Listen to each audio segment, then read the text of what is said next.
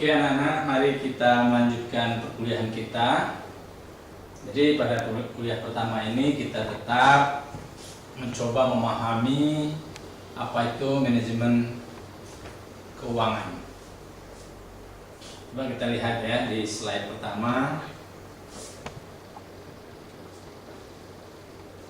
Nah, adapun pokok bahasan di dalam pengenalan manajemen keuangan ini, kita akan mencoba memahami tentang pengertian dan pentingnya manajemen keuangan perusahaan.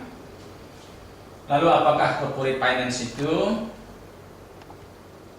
Selanjutnya kita akan memahami sekuritas perusahaan sebagai klaim atas nilai perusahaan. Kita mendiskusikan perusahaan korporat, tujuan dari perusahaan korporat. Lalu kita akan melihat bagaimana hubungan fungsi keuangan dengan tujuan perusahaan. Selanjutnya hubungan fungsi keuangan dengan tujuan perusahaan, serta pasar keuangan dan masalah keagenan. Coba kita lihat definisi daripada manajemen keuangan. Jadi manajemen keuangan itu merupakan bidang keuangan yang menerapkan prinsip-prinsip keuangan dalam organisasi perusahaan untuk menciptakan dan mempertahankan nilai melalui pengambilan keputusan dan penggunaan atau pengelolaan sumber-sumber daya yang tepat. Nah, kenapa pentingnya manajemen keuangan dan untuk siapa? Manajemen keuangan ini penting bagi manajer keuangan terutama. Namun demikian bukan berarti hanya manajer keuangan yang berkepentingan, tapi manajer-manajer yang bukan keuangan pun akan berkepentingan dengan manajemen keuangan ini. Nah, kita coba melihat ya, apa itu corporate finance. Nah, sebetulnya corporate finance itu mencakup atau terkait dengan 3 pertanyaan besar. Yang pertama adalah investasi jangka panjang apa yang harus kita lakukan. Jadi artinya kita berpikir bagaimana atau apa investasi jangka panjang yang harus kita lakukan. Dan ini dikenal dengan capital budgeting decision. Selanjutnya berkaitan dengan investasi jangka panjang itu,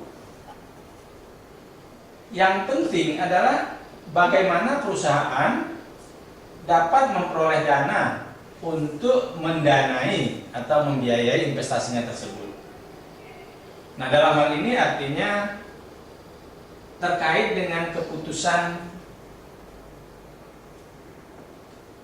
pendanaan atau pembiayaan, atau lebih dikenal dengan capital structure decision.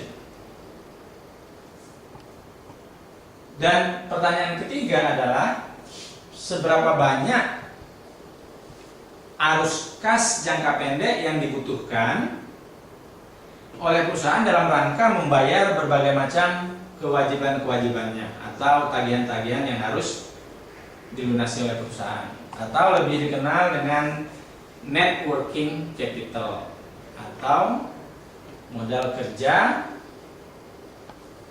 dalam bahasa Indonesianya. Nah, ini pertanyaan besar yang berkaitan dengan bagaimana kita bisa memahami manajemen keuangan. Nah, kalau kita masih ingat pada awal-awal perkuliahan pertama yang berkaitan dengan akuntansi ya, kita akan melihat adanya struktur seperti ini. Yang ini merupakan model sederhana dari neraca perusahaan. Jadi di sebelah kiri itu, kalau kita bagi di tengah ya, sebelah kiri itu ada aset yang kita kategorikan menjadi current asset atau aset lancar, dan aset tetap atau harta tetap, di mana harta tetap atau fixed asset ini bisa dalam bentuk yang tangible, berwujud, dan ada juga yang intangible atau tidak berwujud. Lalu secara sederhananya juga di sebelah kanan di dalam neraca atau sebelah kanan neraca itu ada, kita bagi dalam dua, ada kewajiban jangka pendek atau current liabilities, lalu ada kewajiban jangka panjang. Jadi kewajiban jangka panjang dan jangka pendek ini bersifat kewajiban, sedangkan bagian lainnya adalah kepemilikan atau shareholder equity. Nah, di dalam keputusan bagaimana kita menstruktur modal perusahaan, artinya salah satu pertanyaannya adalah bagaimana perusahaan memperoleh uang untuk membiayai investasi yang dibutuhkan, maka peran daripada struktur capital ini adalah sangat penting. Nah, selanjutnya di sebelah kiri kita punya current asset atau harta lancar, sedangkan di sebelah kanan kita punya kewajiban lancar. Nah, artinya bahwa bagaimana struktur daripada aset dan kewajiban lancar ini. Nah, kita ketahui bahwa aset lancar itu akan sebagian didanai oleh kewajiban lancar. Nah, maka perbedaan antara aset lancar dikurangi dengan kewajiban lancar itulah yang kita sebut dengan net working capital. Nah, maksudnya adalah bahwa berapa banyak arus kas jangka pendek yang dibutuhkan perusahaan untuk membayar kewajibannya.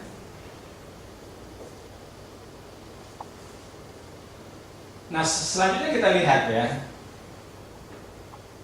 Sekarang sebetulnya siapa saja gitu, atau apa yang menjadi financial manager itu. Nah, di dalam perusahaan-perusahaan modern, kalau kita lihat bagan ini, bahwa pada kotak yang di bagian atas itu ada Chief Financial Officer, lalu ada di bawahnya Treasurer dan Controller. Sekarang bagaimana atau apa peran manajer keuangan? Coba kita perhatikan bagan ini. Jadi di sebelah kanan itu ada investor. Investor itu adalah orang yang menanamkan uangnya di perusahaan. Nah, investor melalui financial manager atau manajer keuangan yang merupakan bagian daripada karyawan perusahaan, itu yang berperan mengelola keuangan yang berasal dari investor untuk ditanamkan di perusahaan.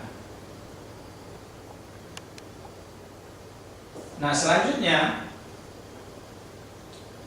real asset oleh financial manager itu akan dikelola dengan baik sehingga dia akan bermanfaat bagi investor. Jadi financial manager itu sebetulnya harus mampu mencari sumber-sumber dana, lalu dikelola oleh perusahaan, dan dana-dana itu akan menghasilkan, yang mana hasilnya nanti akan kita berikan atau akan dibagikan kepada investor yang sudah menanamkan dana-dananya di perusahaan. Sebetulnya kalau dana-dana yang bisa dibagikan kepada investor itu tetap ditahan di perusahaan, maka dana-dana itu akan kita reinvestasikan lagi di dalam perusahaan dalam rangka meningkatkan nilai atau value dari perusahaan. Yang pada akhirnya value perusahaan meningkat, maka karena perusahaan itu sendiri dimiliki oleh investor, yang pada akhirnya adalah akan meningkatkan nilai kekayaan dari para investor. Nah, kalau kita lihat, mungkin anak-anak semua ya nanti akan melihat apa sih jenjang karir atau apa harapan ke depan seandainya akan menjadi seorang manajer keuangan. Nah, kalau kita perhatikan ada berbagai macam level atau tingkatan manajer keuangan. Ada yang sifatnya level tingkat pertama atau entry level ya, misalnya financial analyst, credit analyst, ataupun cash manager. Nah, melangkah ke atas sedikit dari entry level position tadi, maka ada posisi yang namanya more senior position seperti assistant treasurer, manager of corporate financial analysis, corporate risk manager, pension fund manager, atau director of financial reporting. Selanjutnya, meningkat lagi tangga daripada manajemen perusahaan, ada yang namanya very senior position seperti chief financial officer atau sering disingkat dengan CFO, treasurer, controller, vice president of corporate development. Itu merupakan top atau very senior position yang ada di perusahaan-perusahaan yang modern. Selanjutnya di bidang investasi, terutama investasi di pasar modal, banyak juga posisi-posisi yang penting di dalam manajer keuangan ini adalah misalnya untuk posisi entry levelnya ada security analyst, personal financial planner misalnya, atau lebih tingkatannya lebih tinggi lagi pension fund manager, portfolio manager, atau very senior position.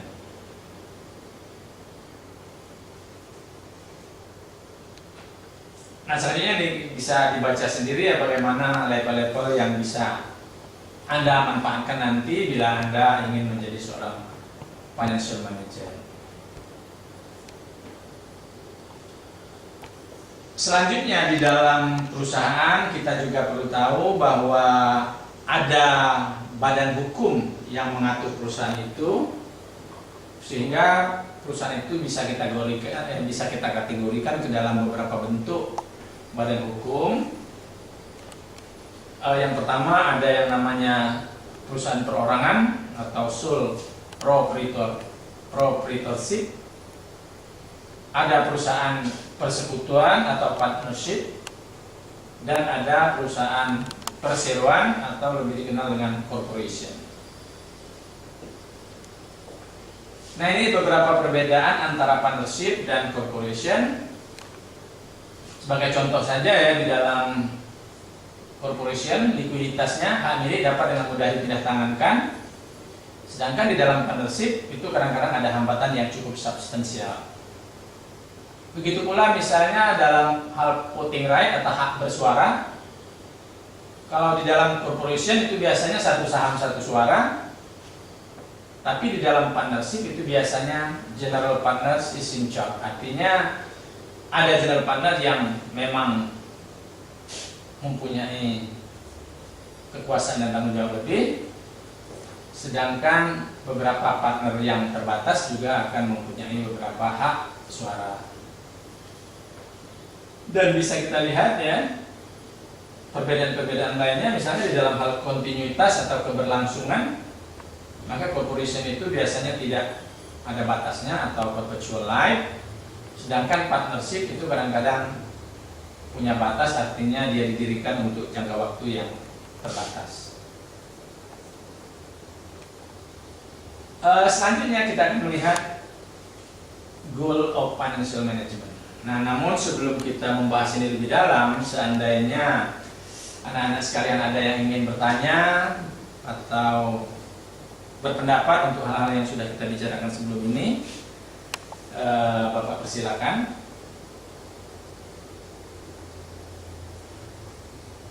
Kalau tidak ada, saya kira kita lanjutkan dengan tujuan manajemen keuangan. Nah, sekarang apa tujuan daripada manajemen keuangan? Pertama, mengelola manajemen keuangan dengan baik itu dalam rangka survival, dalam rangka bertahan. Artinya bahwa dengan pengelolaan keuangan perusahaan yang baik itu bisa menyebabkan perusahaan itu akan berlangsung atau bertahan hidup untuk selamanya. Di samping itu juga manajemen keuangan mempunyai tujuan untuk menghindari terjadinya distress atau kebangkrutan. Karena pengelolaan keuangan yang kurang baik bisa menyebabkan perusahaan dalam keadaan kesulitan sepanjang waktu atau istilahnya dalam keuangan distress, atau tidak menutup kemungkinan perusahaan juga akan mengalami kebangkrutan. Selanjutnya yang lebih penting juga sebetulnya pengelolaan keuangan yang baik itu dalam rangka mengalahkan para kompetitor kita. Artinya kita ingin mencoba agar kita selalu di atas daripada para kompetitor kita. Nah, dalam hal kaitannya dengan pemasaran atau marketing, sebetulnya manajemen keuangan yang baik itu dalam rangka membantu bagian marketing untuk memaksimumkan sales atau penjualan, atau menguasai pasar dengan porsi yang lebih besar, atau berusaha memanfaatkan atau memaksimumkan market share yang ada. Nah, selanjutnya juga pengelolaan manajemen atau pengelolaan keuangan yang baik itu dapat meminimumkan biaya atau cost. Dan juga di samping meminimumkan biaya, sebetulnya dapat meningkatkan atau memaksimumkan profit. Artinya dengan mengelola keuangan dengan baik, profit kita akan bisa mencapai maksimum. Dan terakhir, kita bisa mengatakan bahwa pengelolaan manajemen keuangan yang baik itu bertujuan untuk menjaga agar pertumbuhan perusahaan itu tetap berlangsung. Artinya bahwa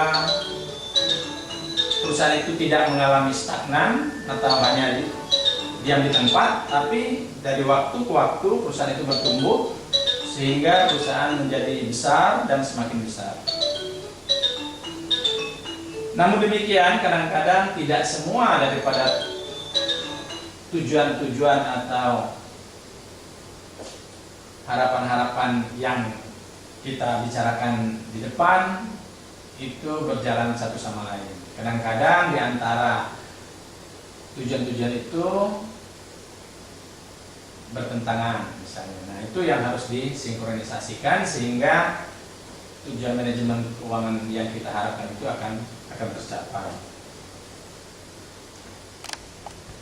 Anak-anak sekalian ya, kalau kita lihat ada dua istilah yang sering salah kaprah atau salah pengertian dari para peserta didik sekalian. Ada dua istilah yang lumayan populer, itu adalah maximizing profit di satu pihak dengan maximizing firm value atau firm wealth atau stockholder wealth. Nah, ini ada dua pengertian yang kelihatannya sejalan, tapi sebetulnya ada yang lebih tepat di dalam manajemen keuangan. Artinya kalau kita ingin mengambil salah satu dari dua istilah ini, mana yang lebih penting, maka kita bisa mengatakan bahwa maximizing Own value atau maximizing stockholder value adalah yang lebih tepat dibandingkan hanya semata-mata profit maximizing. Kenapa? Ini pertanyaan yang kita harus tanyakan gitu ya. Kenapa kalau kita semata-mata memaksimumkan laba sifatnya kurang begitu baik? Pertama adalah bahwa kalau kita itu mempunyai tujuan semata-mata untuk memaksimumkan laba, maka kita akan melakukan apa saja sepanjang laba kita maksimum. Nah, sehingga dengan tindakan seperti itu kita mengabaikan tanggung jawab sosial. Di samping itu juga demi untuk mencapai laba kita mengabaikan risiko yang harus kita tanggung. Dan untuk mencapai laba juga kita artinya lebih bersifat kepada jangka pendek atau short sighted oriented. Nah, berbeda kalau tujuan perusahaan itu adalah maximizing value atau maximizing wealth. Nah, value perusahaan yang dicerminkan oleh nilai atau harga saham itu adalah mencerminkan berapa besar perusahaan tersebut. Nah, ini akan sangat jelas kalau kita melihat nilai perusahaan atau nilai perusahaan pada perusahaan-perusahaan yang sudah go public, di mana nilainya itu tercermin dari harga saham.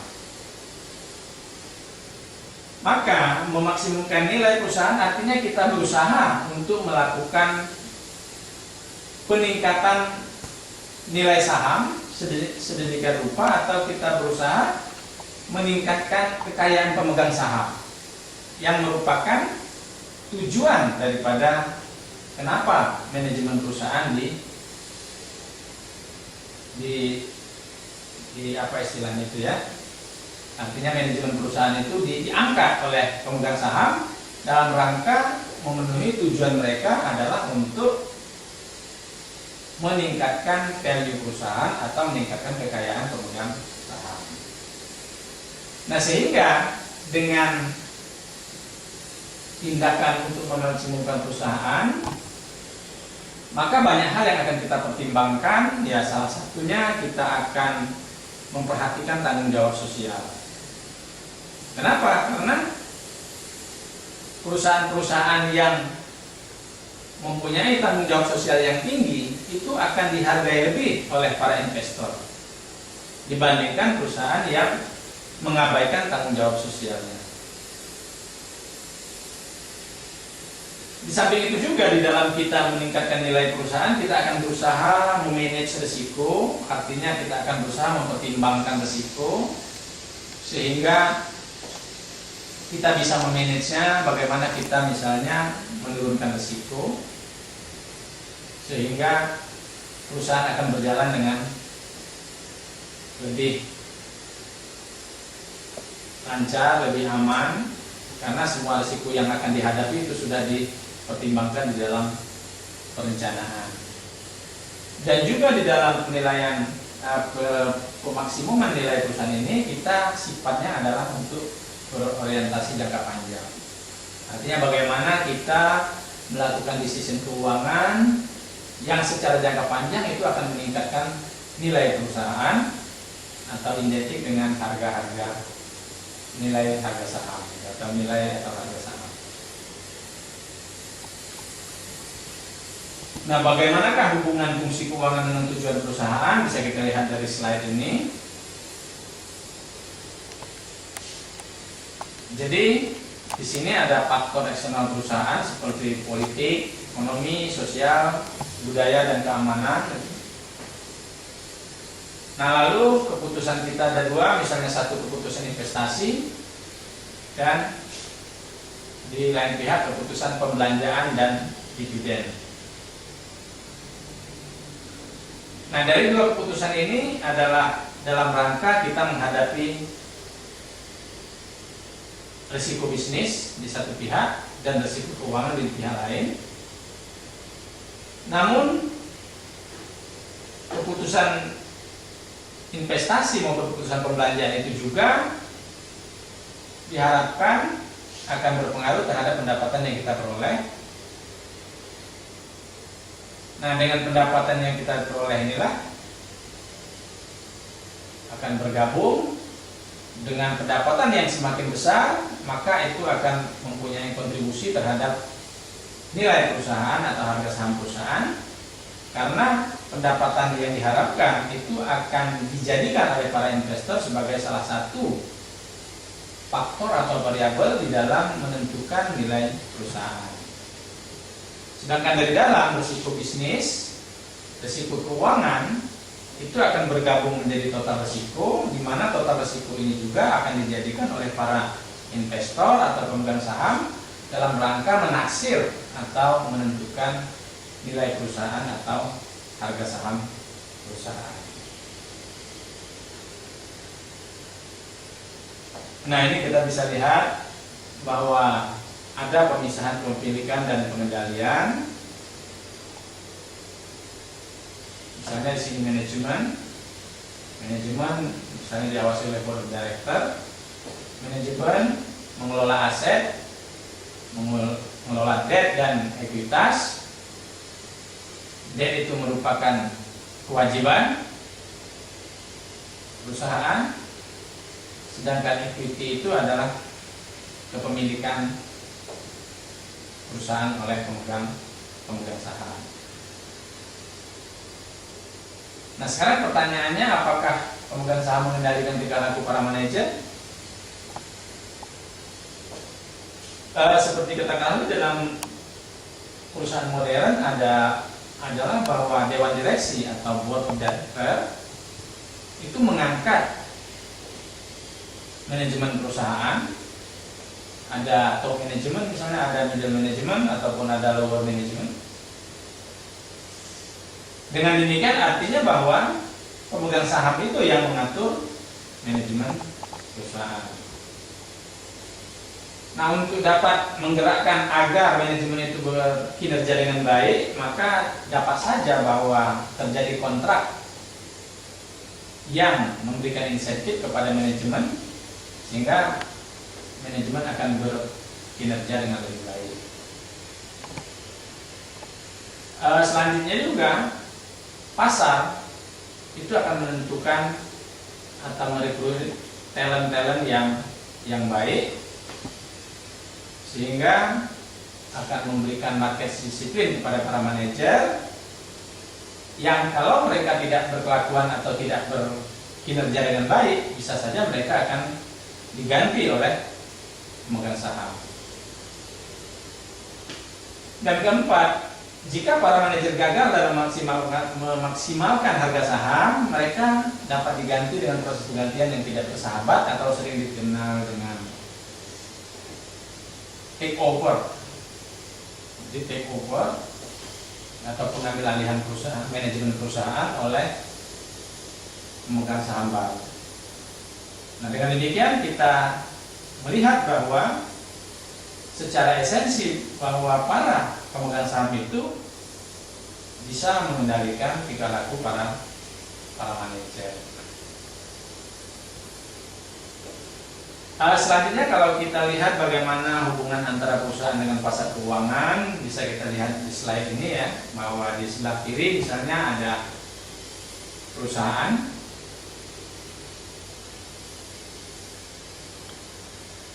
lalu di sebelah kanan ada pasar keuangan yang terdiri dari instrumennya, ada hutang jangka pendek, hutang jangka panjang, saham. Nah, perusahaan menerbitkan surat-surat berharga, lalu perusahaan melakukan investasi pada aset, lalu current aset dan fixed aset itu akan memberikan arus kas kepada perusahaan. Nah, kelebihan atau profit atau keuntungan yang diperoleh dari kegiatan perusahaan itu akan dilakukan pembayaran dividen kepada pasar keuangan dalam bentuk misalnya pemegang saham, atau kalau perusahaan itu menggunakan hutang di dalam operasinya, maka arus kas dari operasi itu sebagian akan dibayarkan hutang baik jangka pendek maupun jangka panjang. Nah, di dalam siklus itu juga ada bagian pemerintah berupa pajak. Jadi pajak itu merupakan arus kas yang keluar dari perputaran perusahaan dan itu larinya ke pemerintah. Nah, anak-anak sekalian, saya kira itu yang dapat kita diskusikan pada hari ini. Sebelum kita tutup, dipersilahkan kalau ada pertanyaan atau ada hal yang belum mengerti sehingga nanti kita bisa berdiskusikan.